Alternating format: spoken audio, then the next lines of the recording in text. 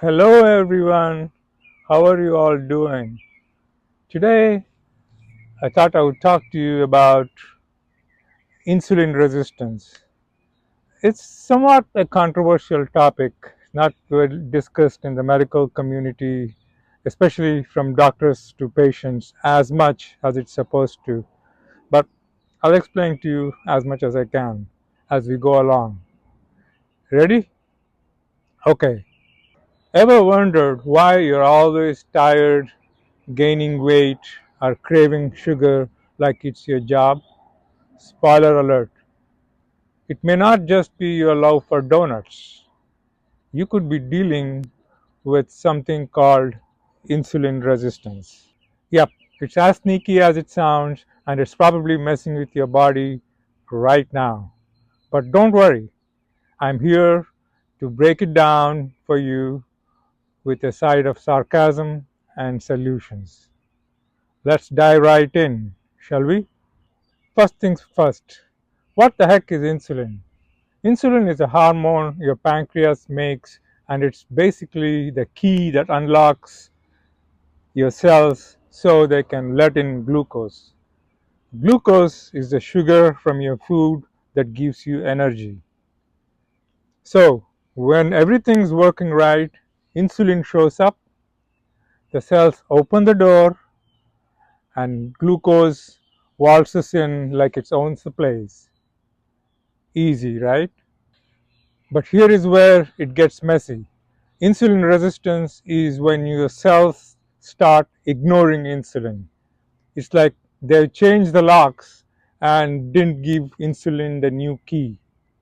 So, glucose is knocking, but the cells are like, nope, not today.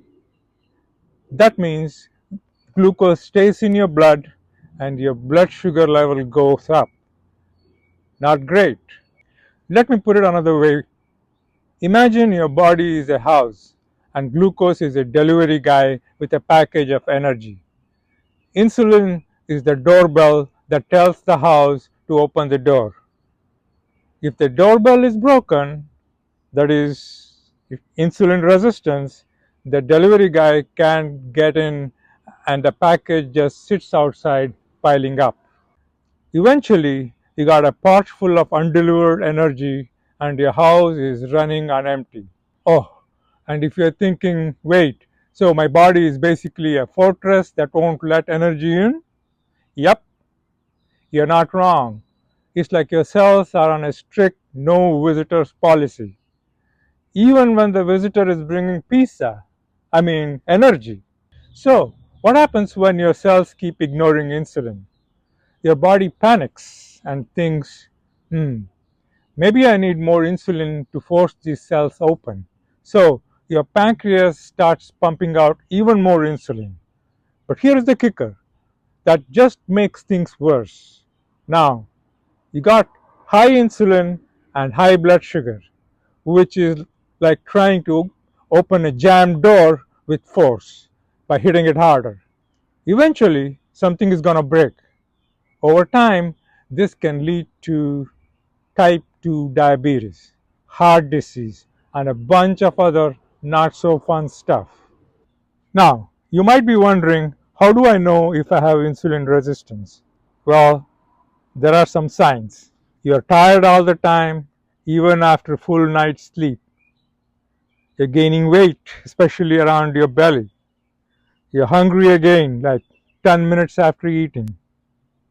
You crave sugar and carbs more than a toddler craves screen time.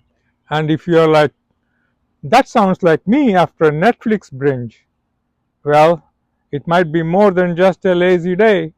So, why does this happen? There are a few culprits. Number one, diet.